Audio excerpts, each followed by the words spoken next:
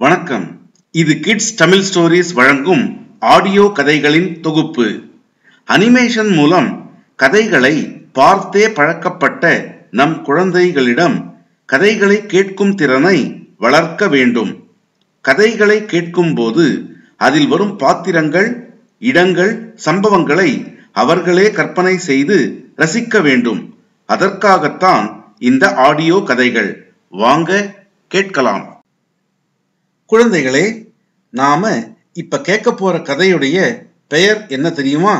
உண்மையான நட்பு. ஆத்தங்கரையை ஒட்டி ஒரு ஊர் இருந்தது. ஆத்தங்கரையிலிருந்து ஒரு தவளை வந்தது. ஊர்ல இருந்து ஒரு எலி போச்சு. இந்த எலியும் தவளையும் மேற்கொண்ட முதல் சந்திப்பே அவங்க 2 பேரையும் நண்பர்களா மாத்திச்சு. நாளடைவுல இவங்க ரொம்ப நெருக்கமான நண்பர்களா இருந்தாங்க. ஒண்ணு எலியும் சேர்ந்து ஆத்தங்கரை பக்கம் போகும், இல்ல தவளை ஊருக்குள்ள வரும். இவங்க ஒன்னா விளையாடுவாங்க, ஒன்னா உட்காந்து பேசிக்கிட்டு இருப்பாங்க. இப்படி அவங்களுக்குள்ள நிறைய விஷயங்கள், ஒற்றுமைகள் இருந்தன. இருந்தாலும் ஒரு சில விஷயங்கள்ல அவங்களுக்குள்ள வித்தியாசங்களும் இருந்தது. முதல் வித்தியாசம் சாப்பாட்டு விஷயம். தவளைக்கு சுலபத்துல உணவு கிடைக்கல. அது ஆத்தங்கரையிலையும் வயல் மேட்டுலையும் அங்கேயும் இங்கேயும் சுற்றி அலைஞ்சு அப்புறம்தான் அரை வயிறு உணவு கிடைக்கும். ஆனா எலி ஊருக்குள்ள வந்து ஏதாவது ஒரு வீட்டுக்குள்ள போகும், வயிறு புடைக்க நல்லா சாப்பிட்டுட்டு அடுத்த 2வது நிமிஷம் ஓடி வந்துடும். இது உணவு விஷயம். அடுத்த விஷயம் தூங்குறது. தவளைக்கு நல்ல தூக்கம் கிடைக்கவே இல்லை. நல்ல தூங்குறதுக்கு இடம் சுத்தமா கிடைக்கல. எங்க போனாலும் பயம். பாம்பு வந்துருமா, வேற யாராவது பசங்க கல்லால் அடிச்சிருவாங்களா, வேற ஏதாவது ஆபத்து வந்துருமா அப்படின்னு பயந்து பயந்து ஒழுங்காவே தூங்கலை. ஆனா எலிக்கு தனியா ஒரு பொந்து வலை உண்டு. நேரா அங்க போய் உள்ள பூந்து நல்லபடியா தூங்கிட்டு மறுநாள் காலையில ஃப்ரெஷ்ஷா வெளியில வரும். இந்த மாதிரி வித்தியாசங்கள் அதிகமாகி அதிகமாகி ஒரு கட்டத்துல தவளைக்கு எலி மீது பொறாமையே வந்தது. அந்த பொறாமை கடும் வெறுப்பா மாறி ஒரு கட்டத்துல தவளை மனசுல எப்படியாவது இந்த எலிய ஒழிச்சு கட்டணும் அப்படின்னு ஒரு திட்டம் வந்தது. அந்த திட்டத்தின் ஒரு பகுதியா தவளை எலிக்கிட்ட போயிட்டு, நண்பா, நாம ஆற்றங்கரைக்கு இந்த பக்கமே இருந்து இருந்து கஷ்டப்பட்டு சாப்பிடுறோம். என்னைக்காவது நாம ஆத்துக்கு அந்த பக்கம் போயிருக்கோமா? வாயேன், ஒரு தடவை நம்ம அங்க போய் அங்க என்னதான் இருக்கு அப்படின்னு பார்த்துட்டு நல்லா ஆசை தீர விளையாடிட்டு வரலாம் அப்படின்னு கூப்பிட்டது.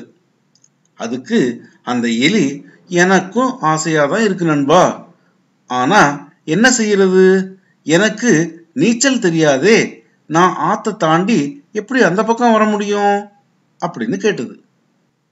அதுக்கு தவளை எலிய பார்த்து, இது என்ன பிரமாதம் நண்பா, நான் இருக்கனே, அதை நீ மறந்துட்டியா?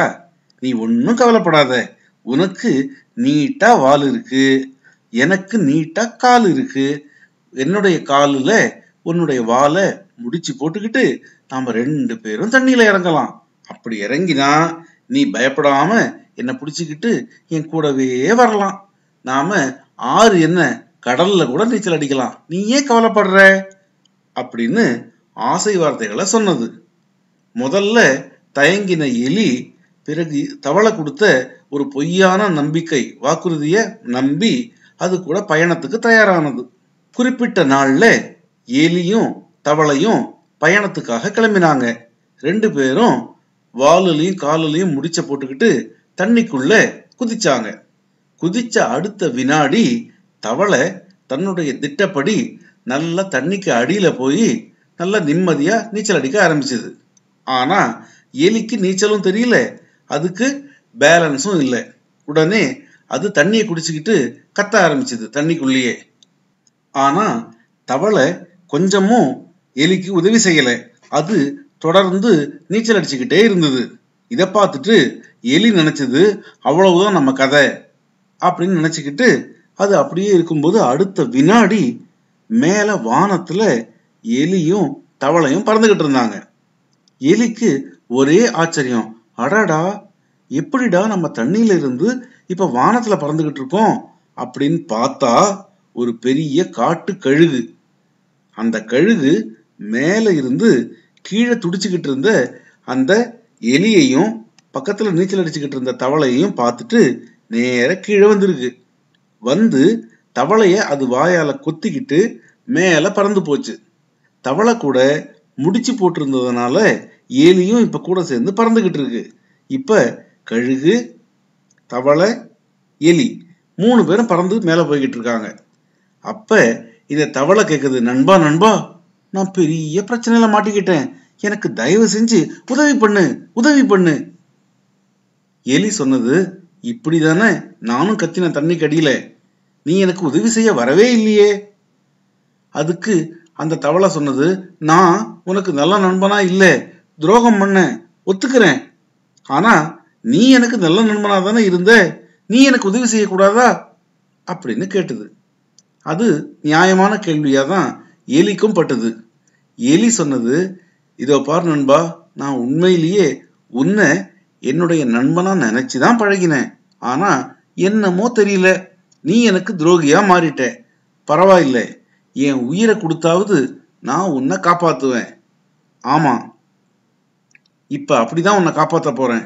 ஏன்னா இப்ப நானு கழுகு கிட்ட இருந்து உன்னை தப்பிக்க வச்சா நீயும் நானும் தண்ணியில தான் விழ போறோம், நான் சாகதான் போறேன். பரவாயில்ல, அப்படியாவது நம்மளுடைய நட்பு வாழட்டும். நீ என்னுடைய ஃப்ரெண்டுங்கிற முறையில உனக்காக நான் எதை வேணாலும் செய்வேன், இதோ இப்ப பார் அப்படின்னு சொல்லிட்டு திரும்பி அந்த கழுகுடைய கழுத்தை எலி வெடுக்குன்னு கடிச்சது. அது கடிச்ச உடனே வலி தாங்க முடியாம அந்த கழுகு வாயை திறந்தது. அது திறந்த அடுத்த நொடி எலியும் தவளையும் திரும்ப வந்து தண்ணியில பொத்துன்னு விழுந்தாங்க. விழுந்த உடனே திரும்பவும் போன முறை மாதிரியே எலிக்கு தண்ணி உள்ள பேலன்ஸ் இல்லை, மூச்சும் விட முடியல.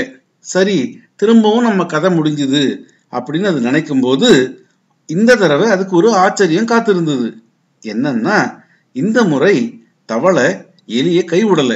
உடனே அது எலிக்கு அடியில போய் முட்டு கொடுத்து மேல தூக்கிட்டு வந்து எலி மூச்சு விடுற அளவுல தண்ணி பரப்புல மேல நீச்சல் அடிச்சுக்கிட்டே கொஞ்சம் கொஞ்சமா புறப்பட்ட இடத்துக்கு அந்த ஆற்றுடைய இந்த கரைக்கு வந்து சேர்ந்துட்டாங்க. வந்து கரையில வந்து ஏறின உடனே எலி தண்ணிக்கு வெளியில வந்து குதிச்சு நின்னுது. தவளையும் மேல ஏறிச்சு. உடனே அந்த எலி சொன்னது, பரவாயில்ல நண்பா, உன் மனசுக்குள்ளயும் நட்பு இருக்கு அப்படிங்கறத நீ காட்டிட்ட, ரொம்ப நன்றி அப்படின்னு சொன்னது.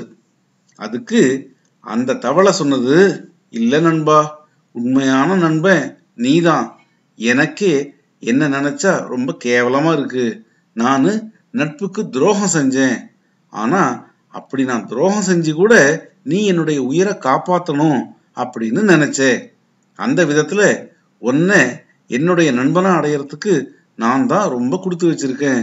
ஆனா இப்ப சொல்றேன் நண்பா, இனிமே உனக்கு துரோகியா இருந்தானே அவன் வந்து ஏற்கனவே அந்த தண்ணியிலேயே செத்து போயிட்டான். இப்போ உன் முன்னாடி நிக்கிற நானு இனிமே உனக்கு உண்மையான நண்பனா இருப்பேன், என்ன நீ நம்பலாம் அப்படின்னு சொன்னது. எலியும், பரவாயில்ல நண்பா, நட்புக்குள்ள இந்த மாதிரி நம்மளுக்கு சம்பிரதாயங்கள்லாம் வேணாம், நாம இனிமே பழைய மாதிரி நல்ல நண்பர்களாவே இருப்போம் அப்படின்னு இருந்தது. அன்னியிலிருந்து இப்ப வரைக்கும் எலிக்கும் தவளைக்கும் நடுவுல உண்மையான நட்பு மட்டும்தான் இருக்கு. எந்த சம்பிரதாயமும் இல்லை, போட்டி, பொறாமை, வெறுப்பு அதுக்கெல்லாம் இடமே இல்லை. இப்பவும் நான் சொல்ற ஆற்றங்கரை பக்கம் நீங்க போனீங்கன்னா ஒரு எலியும் தவளையும் ஒன்னா பேசி சிரிச்சுக்கிட்டு விளையாடிக்கிட்டு இருக்கிறத பார்த்தா அது வேற யாரும் நினைச்சிடாதீங்க. இதோ நம்ம கதையில வந்த அந்த எலிதான், அந்த தவளை தான்.